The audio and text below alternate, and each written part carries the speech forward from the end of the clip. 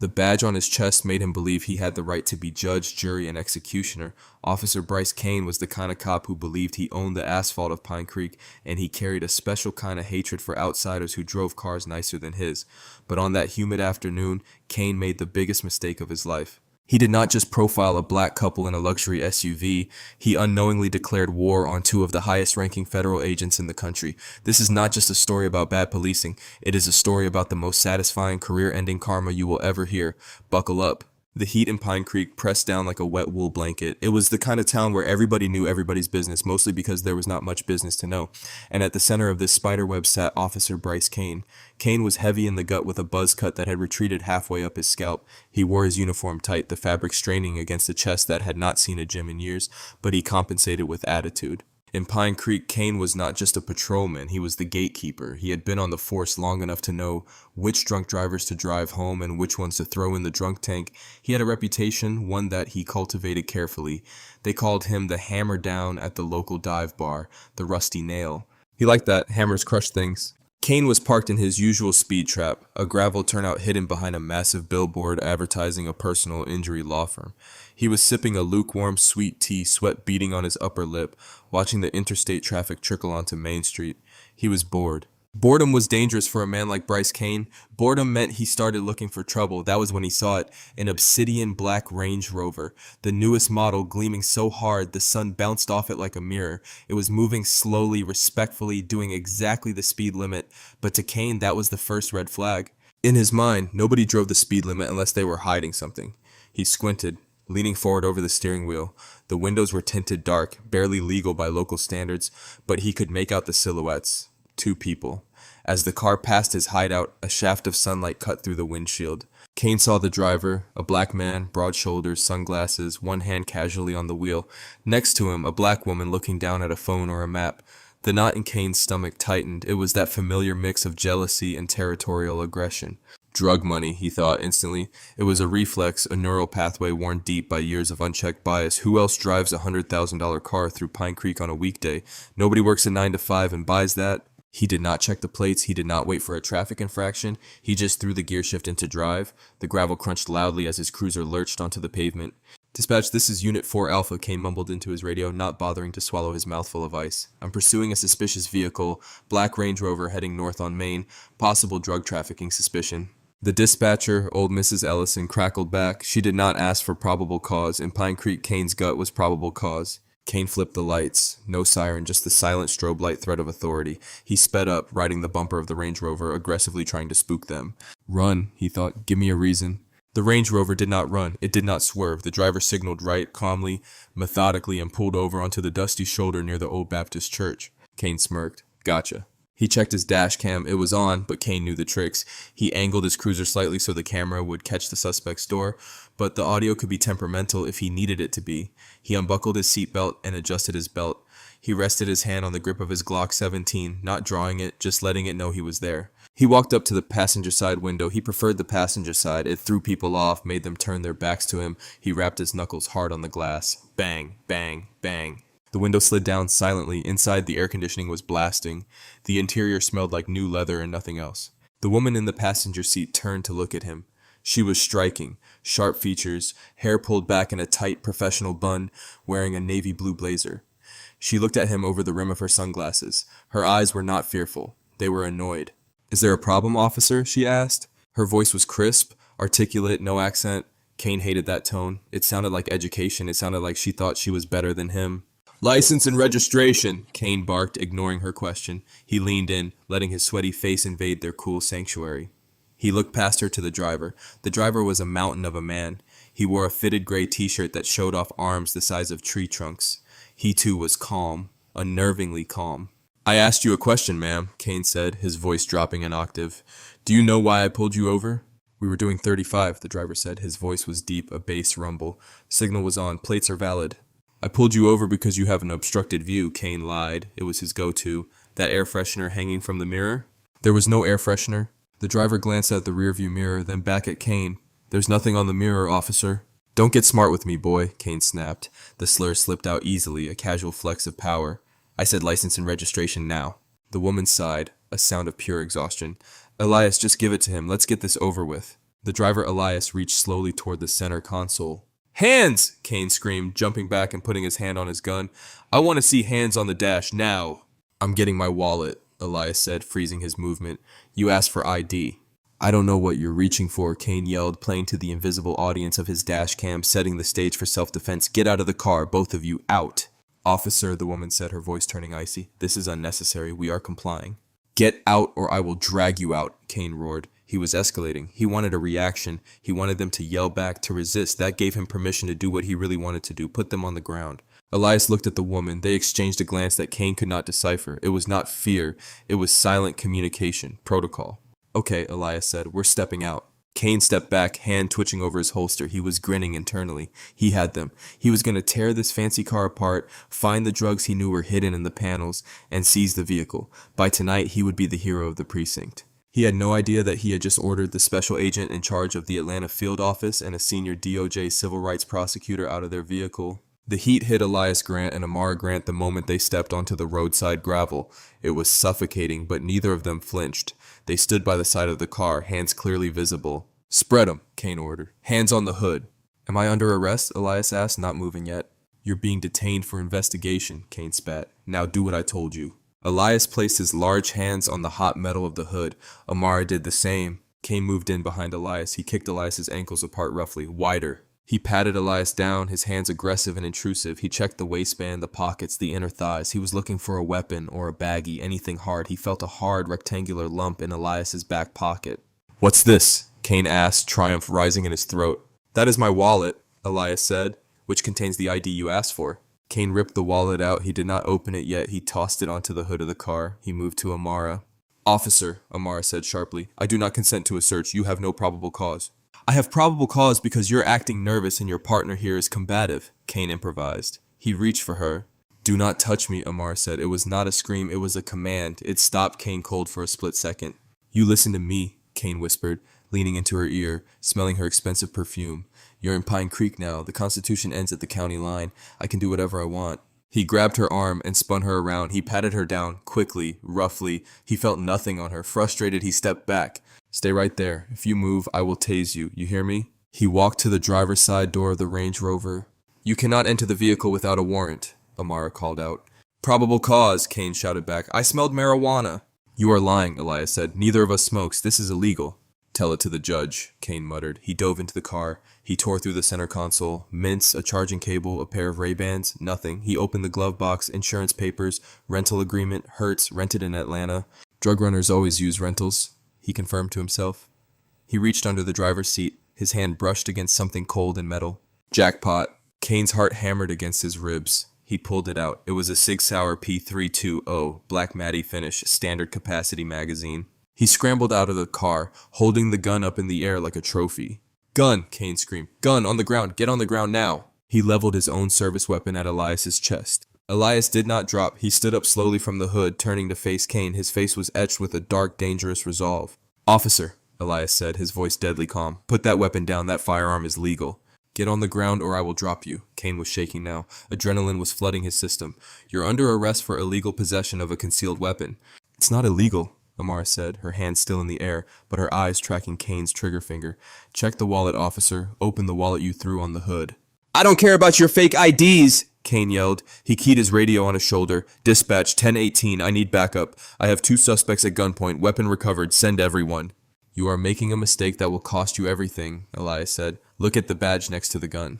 Kane paused. He looked at the gun in his left hand. There was a small leather holder clipped to the belt he had missed under the seat. He had not pulled the holster out, just the gun. Shut up, Kane yelled. Sirens wailed in the distance. The cavalry was coming. Kane felt a surge of power. He was going to parade these two through the station. He would be on the nightly news. 2 more cruisers screeched to a halt behind him. Dust billowed everywhere. Out popped Officer Theo Reed and Rookie Deputy Caleb Finch. Cuff him, Kane shouted. Resisting arrest, illegal firearm. Reed, a younger version of Kane but with less confidence, rushed Elias. He grabbed Elias's arm and twisted it behind his back. Elias did not resist physically, but his muscles were so dense, Reed struggled to bring the wrists together. I'm a federal agent, Elias said, loudly and clearly, so the dash cams of the new cars would pick it up. My badge is in the wallet on the hood. If you put those cuffs on me, you are kidnapping a federal officer. Reed hesitated. He looked at Kane. Bryce, what's he saying? He's lying, Kane screamed. They all say that. Cuff him. Reed snapped the cuffs on. Click, click. Finch grabbed Amara. She allowed herself to be cuffed, her eyes never leaving Kane's face. She was memorizing him, every mole, every sweat stain, every badge number. You better check that wallet, Bryce, Reed said nervously, just to be sure. Fine. Kane holstered his weapon and snatched the wallet off the hood. He flipped it open. He expected to see a Georgia driver's license, maybe a fake Social Security card. Instead, a gold shield glinted in the sunlight. It was heavy, detailed. The eagle spread its wings across the top. Below it, bold blue letters set into the gold. Department of Justice, Federal Bureau of Investigation, Special Agent. Kane blinked. He rubbed his thumb over the badge. He looked at the ID card in the adjacent window. Elias Grant, Special Agent in Charge, clearance level, top secret/CI. Kane's stomach dropped through the floor.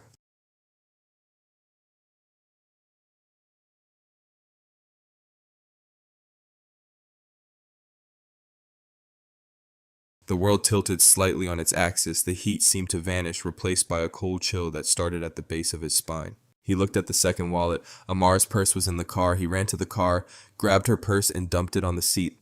Another badge tumbled out. United States Department of Justice, Civil Rights Division, Senior Prosecutor. Kane looked up. Elias was standing by the trunk of the cruiser, cuffed. He was not looking at the ground. He was looking right at Kane. And for the first time, Kane realized the look on Elias's face was not anger. It was pity. Reed, Kane croaked. His throat was dry as sand. Yeah, Reed asked, holding Elias's arm. Take him in, Kane said, his voice trembling. He could not admit he was wrong. Not now, not in front of the rookie. He had to double down. It's a fake. They're good fakes. Take them in. Reed looked doubtful, but he followed orders.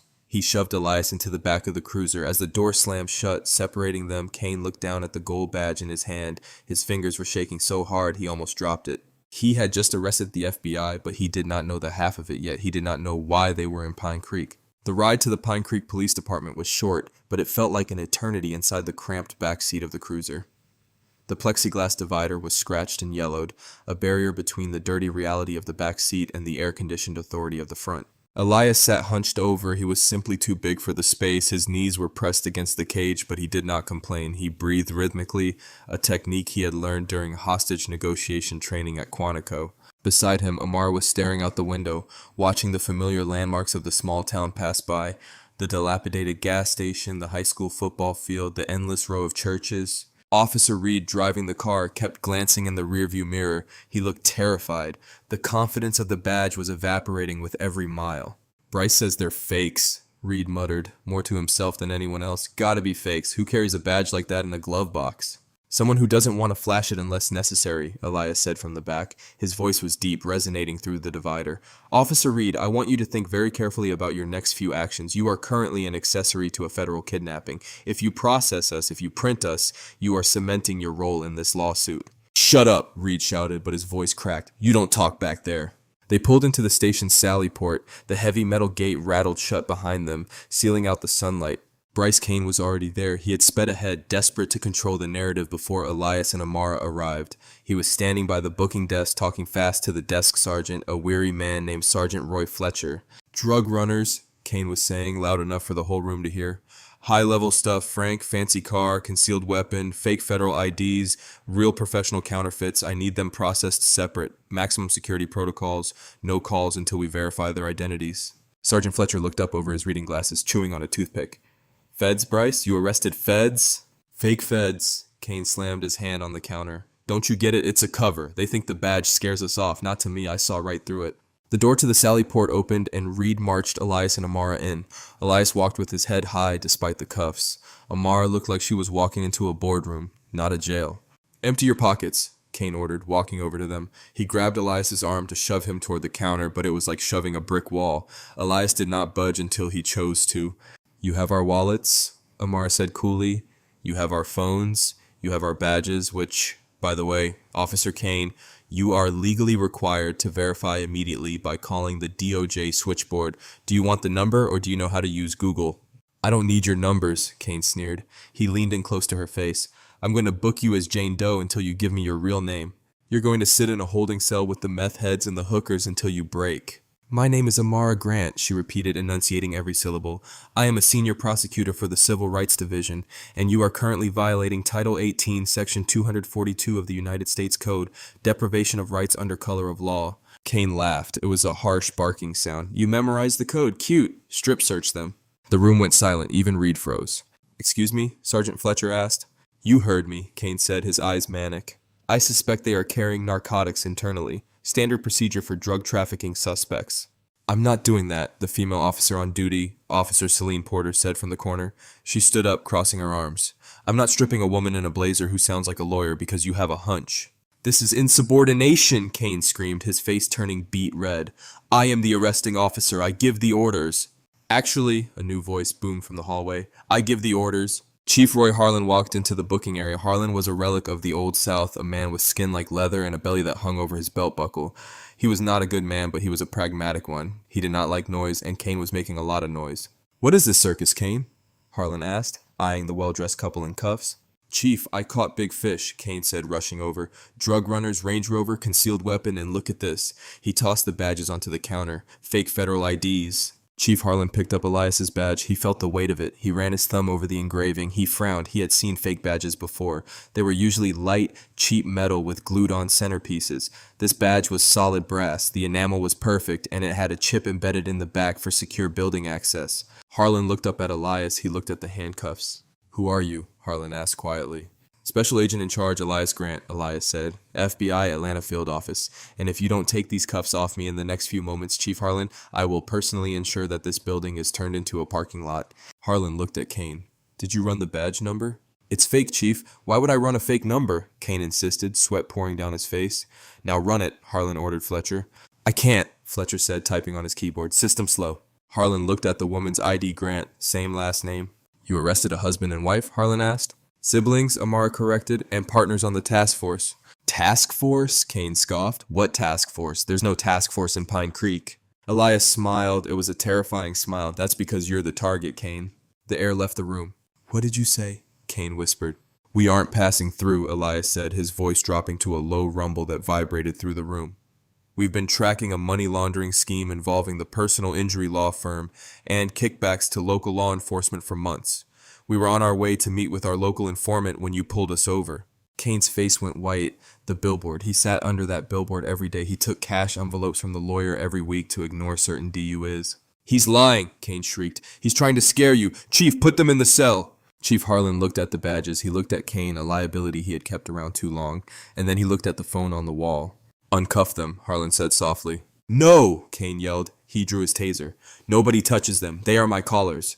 Kane, put the taser down, Reed shouted, drawing his own gun. The station was in a standoff, police versus police. This is it, Elias said calmly. The moment you decide how your life ends, Officer Kane, you tase me, I sue you. You shoot me, my team outside turns this place into Swiss cheese, or you put the weapon down and we talk about a plea deal. Kane's hand shook. He looked at the chief. The chief had turned his back on him. Kane lowered the taser. Uncuff them, Harlan repeated. Reed rushed forward and unlocked the cuffs. Elias rubbed his wrist. He did not attack Kane. He did not yell. He simply reached over the counter, took his phone from the plastic bin, and turned it on. I need to make a call, Elias said. Go ahead, Harlan said, wiping his forehead with a handkerchief. Office line is open. I don't need your line, Elias said. He dialed a number on his cell. He put it on speaker. The room was silent.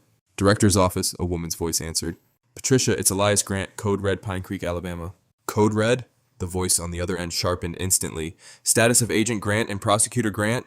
Secure, but we have been compromised. Local law enforcement intercepted us. I was held at gunpoint, illegal search and seizure, false imprisonment. Are you safe now? For the moment, but I need the team. Bring everyone. ETA is minutes. They're holding at the perimeter. Sit tight, Elias. The line clicked dead. Elias looked at Bryce Kane. Kane was leaning against the filing cabinet, looking like he was about to vomit. They'll be here soon, Elias said. I'd suggest you start writing your resignation letter, though you won't be needing it where you're going. Minutes is a long time in a quiet police station. It is enough time to think about every mistake you have ever made. Bryce Kane sat in a chair in the corner of the booking room. No one was speaking to him. His fellow officers, Reed, Porter, even old Sergeant Fletcher, had subconsciously moved to the other side of the room, distancing themselves from the blast radius. Elias and Amara sat on a metal bench composed. Amara had taken a notebook out of her purse and was writing furiously. Every few seconds she would look up, look at Kane, and make a note. What are you writing? Kane asked, his voice a rasp. Your indictment, Amara said without looking up. I'm adding a count for the threat of the strip search. Sexual harassment under color of law adds a nice stretch to the sentence. You can't prove that, Kane mumbled. It's my word against yours. Actually, Officer Porter spoke up. I'll testify to it. Kane's head snapped up. Celine, you'd rat on a brother? You're not a brother, Bryce, Porter said, her voice shaking but firm. You're a bully, and you almost got us all killed today. I'm not going to prison for you. Traitors, Kane spat. All of you. Suddenly, the coffee in the mug on Sergeant Fletcher's desk rippled. A low thrumming sound began to vibrate through the floorboards. It started soft, like distant thunder, and grew louder. What is that? Reed moved to the window. Helicopter, Harlan said, staring at the floor. Then came the sirens. Not the wail of a single cruiser, but a cacophony. It sounded like an invasion. Tires screeched outside, doors slammed, lots of doors. Open the gate, a voice amplified by a loudspeaker boomed from outside the sally port. This is the FBI. Open the gate immediately or we will breach. Sergeant Fletcher fumbled for the button. He hit it. The heavy metal door rolled up. The sunlight that flooded in was blinding, but the silhouettes standing in it were terrifying. 6 men in full tactical gear carrying AR-15s moved in a phalanx. On their chests, bold yellow letters, FBI. Behind them walked a woman in a sharp gray suit flanked by 2 state troopers. This was Assistant Director Nora Bennett. She looked like she ate nails for breakfast. Secure the room, the lead tactical officer shouted. The team swept in. Hands, let me see hands. Every officer in the Pine Creek station, Harlan, Reed, Porter, Fletcher, put their hands up, even Kane. The tactical team moved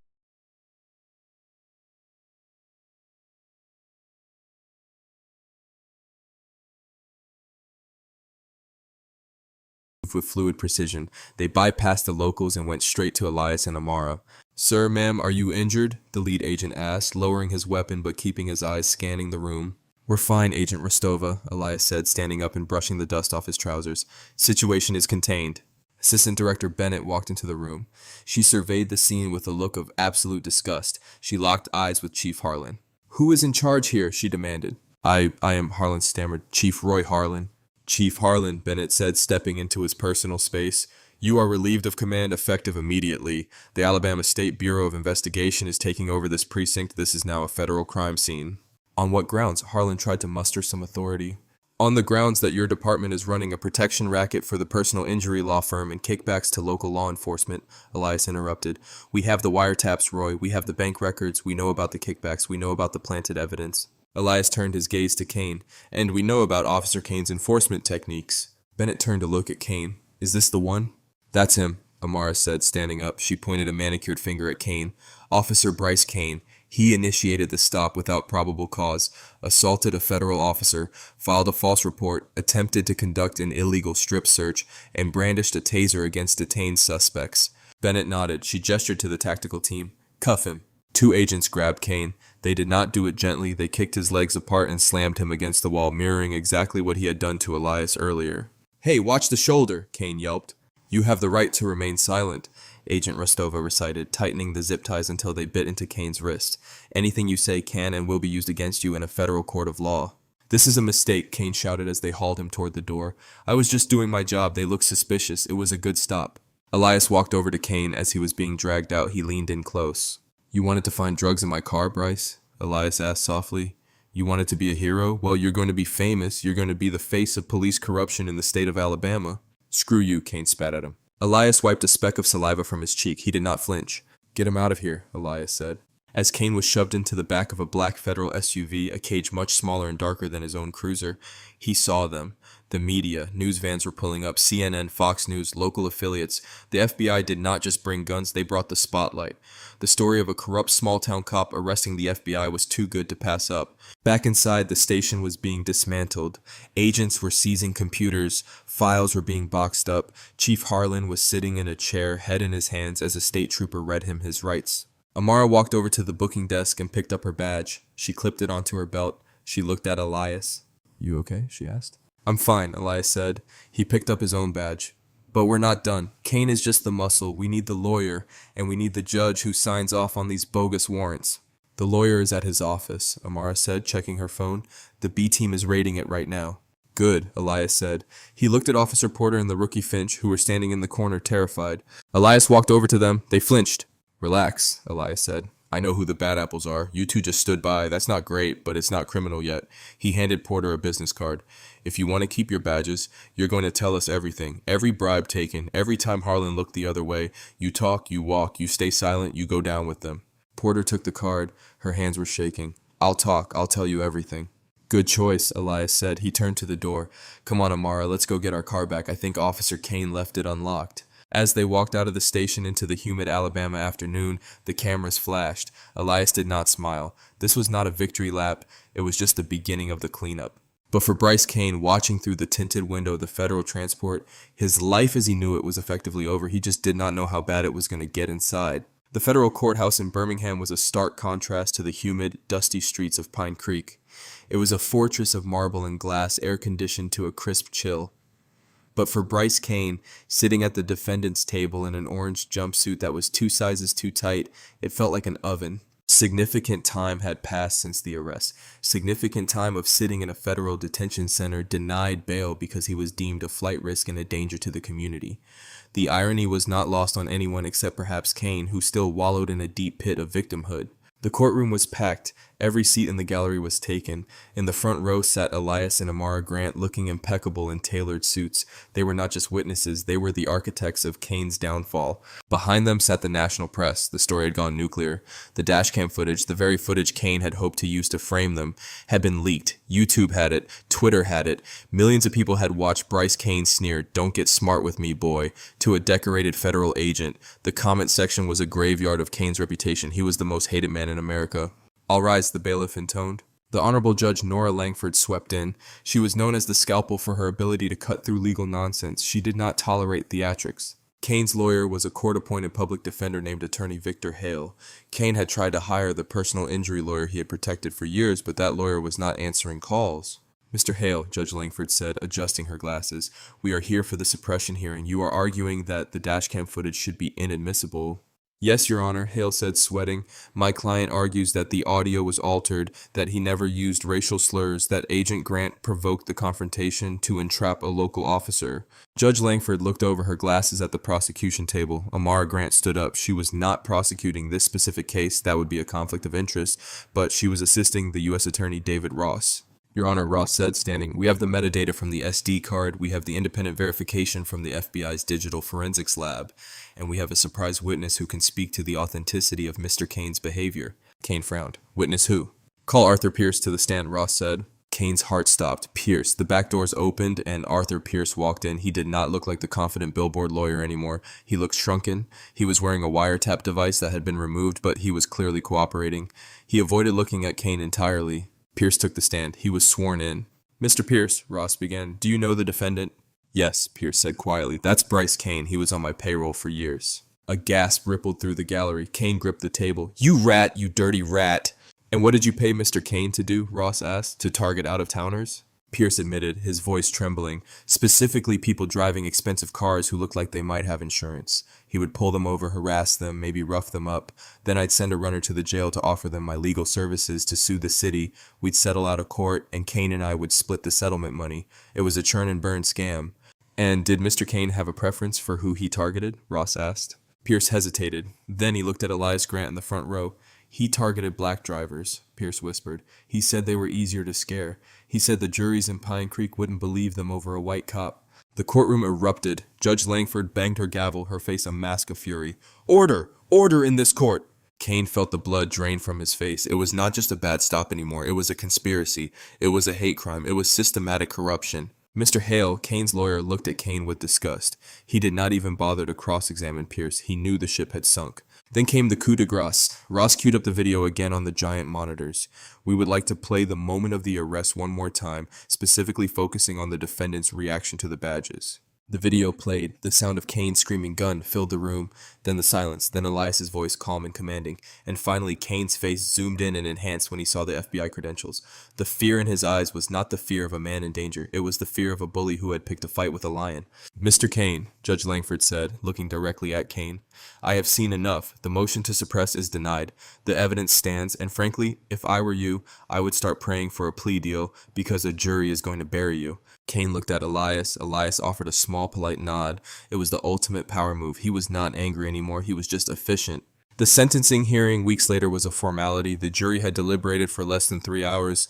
Guilty on all counts: deprivation of rights under color of law, conspiracy to commit extortion, filing false police reports, assault on a federal officer. Judge Langford did not hold back.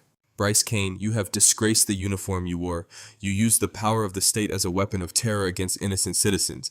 You did not just break the law, you broke the public trust. I sentence you to a significant term in a federal correctional institution without the possibility of parole. Kane would be an old man when he got out, if he got out. He was processed out of the county jail and put on a bus, the Con Air transport. He was shackled hand and foot, chained to the seat. The other prisoners on the bus eyed him. They saw the soft hands, the terrified eyes. They smelled the cop on him. Fresh meat. A tattooed man 2 rows back whispered something that made the others laugh. They arrived at a medium-security federal prison. It was not the club-fed, white-collar camp Kane had fantasized about. Because of the violence charges and the use of a weapon, he was placed in general population. The intake process was a nightmare. He was stripped naked, ironically the very thing he had tried to do to Amara. He was sprayed for lice. He was given a uniform that smelled like industrial detergent and old sweat. "Name," the guard barked. He was a young black man, no older than Deputy Finch back in Pine Creek. "Bryce Kane," Kane mumbled. "I was a cop. I need protective custody. You can't put me in Gen Pop." The guard looked up. He recognized the name. Everyone did. "Protective custody is full," the guard said, his face impassive. "Besides, PC is for people in danger. You're a tough guy, right?" The hammer. Kane flinched. "Please, they'll kill me." "Keep your head down and your mouth shut," the guard said, handing him a thin mattress roll. "Cell block D, move." Cell block D was a cacophony of noise. Shouting, metal clanging on metal, the blare of televisions. As Kane walked the tier, the noise died down. Heads turned, eyes locked onto him. News travels fast in prison. They knew who he was. They knew what he had done. He reached his cell. It was a 6x8 concrete box. His cellmate was already there doing push-ups on the floor. He was a massive man with a shaved head and Aryan Brotherhood tattoos covering his arms. Kane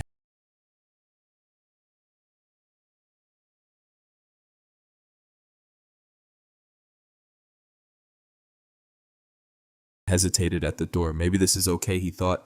Maybe the white gangs will protect me. The cellmate stopped doing push-ups. He stood up, wiping sweat from his forehead. He looked Kane up and down. "You the cop?" the cellmate asked. "Ex-cop," Kane corrected quickly. "I was framed, just like you guys." The cellmate laughed. It was not a friendly laugh. "We don't like cops in here," the man said. "But we really don't like cops who make the news. You bring heat. You bring lockdowns." "I can pay," Kane said, desperate. "I have money stashed outside." "Your money is gone, Kane," a voice came from the walkway. Kane turned. Standing at the bars of his cell was a group of 3 inmates. One of them was Latino, small but with eyes like a shark. "We saw the news," the Latino inmate said. "The feds seized everything. Your house, your truck, your pension. You got nothing?" Kane sank onto his bunk. It was true. The civil asset forfeiture laws, the very laws he used to steal cash from drug dealers, had been used against him. Elias and Amara had filed a civil suit alongside the criminal case. They had stripped him bare. "So," his cellmate said, cracking his knuckles, "you're broke, you're a cop, and you're famous. That's a bad combination, Bryce." That first night the lights went out, the darkness was total. Kane lay on his bunk staring at the concrete ceiling. He could hear the breathing of the man below him. He could hear the shouts from down the hall. "Hey, Officer Kane, pull me over now," someone screamed in the dark. Laughter echoed through the block. Kane closed his eyes and saw the Range Rover. He saw the sunlight glinting off the black paint. He saw Elias's calm face. "Why didn't I just let them go?" he thought. "Why did I have to be the big man?" Regret is a bitter pill, but in prison, it is the only medicine you get. The next morning, Kane went to the cafeteria for breakfast. He tried to sit alone. He put his tray down, watery oatmeal and a hard biscuit. He felt a shadow fall over him. He looked up. It was not an inmate. It was the warden. "Kane," the warden said, "you have a visitor." "Visitor?" Kane's heart leaped. Maybe it is a lawyer. Maybe an appeal. "Legal visit," the warden said. "Follow me." Kane was led to a private room. He walked in expecting to see Attorney Hale. Instead, sitting at the metal table looking relaxed and healthy was Elias Grant. Kane stopped. The guard closed the door behind him. "What are you doing here?" Kane asked, his voice shaking. "I promised you I'd see it through," Elias said. He did not look angry. He looked at Kane like one might look at a specimen in a jar. "I wanted to see if the system worked." "You ruined my life," Kane whispered. "No, Bryce," Elias said firmly. "You ruined your life. I just turned on the lights. You were the one standing in the dark doing dirty things." Elias slid a piece of paper across the table. "What's this?" Kane asked. "It's a letter," Elias said. "From the Department of Justice. We're offering you a deal. A reduction in sentence." Kane's eyes widened. "What?" "Because Pierce was just the middleman," Elias said, leaning forward. "We want the judge. We want the mayor. We want the whole network in Pine Creek. You know where the bodies are buried, Bryce. You were the bagman." Kane looked at the paper. If he talked, he could knock years off. He could get moved to a safer prison. But if he talked, he was a snitch, and snitches in prison. "If I talk," Kane said, sweat breaking out on his lip, "they'll kill me in here." If you don't talk, Elias said, standing up and buttoning his suit jacket, you'll rot in here for a significant term, and based on what I saw in the cafeteria, I don't think you'll last long. Elias knocked on the door for the guard. Think about it, Bryce. You have 24 hours. The offer expires when I get back to Atlanta. Elias walked out. Kane was left alone in the room with the paper. The choice was his. Be a rat and live in fear, or be a convict and die in here. He looked at the signature line on the document, United States of America versus Bryce Kane. He picked up the pen. The pen felt heavy in his hand, heavier than his service weapon ever had. Screw them, he whispered to the empty room. If I'm going down, I'm taking the whole damn town with me. He signed his name, Bryce A. Kane. The ink was not even dry when he knocked on the door. Guard, I'm done. Get Agent Grant back here. Days later, the storm that Elias Grant had promised finally made landfall in Pine Creek, but this was not just rain, it was a hurricane of federal indictments. It started early one morning. The town was waking up, coffee brewing in the diner, school buses idling. A convoy of black SUVs, unmarked vans, and armored trucks rolled down Main Street. This time, they did not stop at the police station. They went straight to the top. Target 1, the courthouse. FBI agents breached the chambers of Judge Roy Abernathy. Abernathy, a man who had sat on the bench for decades signing blank warrants for Bryce Kane to fill in later, was dragged out in his pajamas. He was found shredding documents in his home office. The image of the distinguished judge in a silk robe being handcuffed on his front lawn was broadcast live by the news choppers. Target 2, City Hall. Mayor Victor Lang was in the middle of a televised press conference denying any knowledge of the corruption when Elias Grant walked onto the stage. Mayor Lang, Elias said, his voice booming without a microphone. Federal warrant. Lang froze. You can't do this here. I am the mayor. You're a racketeer, Elias corrected him. We have the ledger, Victor. The kickbacks from the construction contracts, the payoffs from the impound lot, the cut you took from every settlement Pierce made. It's over. Amara Grant stepped up and slapped the cuffs on the mayor. The press cameras flashed like lightning. It was the perfect visual, the corrupt establishment falling to the very justice they had tried to pervert. Target 3, the remnants across town. The dominoes fell. The towing company owner who charged exorbitant fees and split them with the police. Arrested. The doctor who falsified sobriety tests. Arrested. Officer Reed, who had just stood by and watched. He surrendered voluntarily, tears streaming down his face, hoping for leniency. By midday, the power structure of Pine Creek had been decapitated. The Good Old Boys network was not just broken, it was pulverized. Significant time later, Bryce Kane sat in a sterile recreation room in a federal correctional institution in West Virginia. He had been moved. Witness protection for prisoners was a lonely existence. He was in a unit with other snitches, mobsters who turned state's evidence, gang leaders who sold out their lieutenants. There was no status here, no hammer. He was just inmate 8942. He was sweeping the floor, a job that paid pennies an hour. On the wall, a television was playing the news. Kane stopped sweeping. On the screen was a ceremony in Washington, D.C. The Attorney General was standing at a podium. Behind him stood Elias and Amara Grant. For their extraordinary courage and dedication to the rule of law, the Attorney General said, Special Agent Elias Grant and Senior Prosecutor Amara Grant are awarded the Attorney General's Award for Distinguished Service. Their work in dismantling the systemic corruption in Alabama has become a model for civil rights enforcement nationwide. The camera zoomed in on Elias. He looked strong, stoic. He did not look like a victim. He looked like a victor. Kane leaned on his broom handle. He felt a strange emotion. It was not anger anymore. It was not even jealousy. It was resignation. He remembered the moment on the side of the road. The heat, the arrogance, the feeling that he was a god in his own little kingdom. I picked the wrong fight, Kane thought. I saw a black man in a nice car and I saw a criminal. I should have seen a king. Hey, Kane, move it, a guard shouted. Floor ain't going to sweep itself. Yes, boss, Kane muttered. He looked down at the linoleum and kept sweeping. The dust piles moved back and forth, going nowhere, just like him. Meanwhile, in Atlanta, Elias and Amara walked out of the Department of Justice building. The ceremony was over. They had the medals in velvet boxes, but they were not wearing them. They walked to the parking garage. Their car was waiting, a new one, a dark blue SUV, government-issue bulletproof glass. You think he's watching? Amara asked, tossing her bag into the back seat. Bryce? Elias paused, hand on the door handle. Yeah, I think he is. He has plenty of time to watch TV where he is. Do you feel bad for him? Amara asked. Elias looked at her. He thought about the years of terror Kane had inflicted on people who did not have a badge to protect them. He thought about the fathers taken from their children, the careers ruined by false charges, the fear in the eyes of the community. No, Elias said simply. He got exactly what he ordered. We just delivered it. He got into the car. The engine purred to life. Where to next? Amara asked, buckling up. I heard there's a sheriff in Mississippi who thinks he can seize voting machines. Elias smiled. He put the car in gear. Let's go say hello. The SUV rolled out of the dark garage and into the bright, blinding light of the afternoon sun. They were hunters now, but they were not hunting for sport, they were hunting for justice, and business was good. And that is the story of how Officer Bryce Kane learned the hardest lesson of his life. He thought his badge made him untouchable. He thought his prejudice was patriotism, but he forgot that in the United States of America, nobody is above the law, especially not the people sworn to enforce it. Kane is currently serving his reduced sentence. He lost his pension, his family, and his freedom. Elias and Amara Grant continue to serve at the highest levels of the federal government, reminding corrupt officials everywhere that you never know who is behind the tinted windows of the car you just pulled over. Karma is not just a concept, sometimes it is a federal agent with a warrant. If you enjoyed this story of instant karma and justice served, please smash that like button. Do it for Elias and Amara. What would you do if you were in Elias's shoes? Would you have stayed that calm, or would you have snapped? Let me know in the comments below. I read every single one.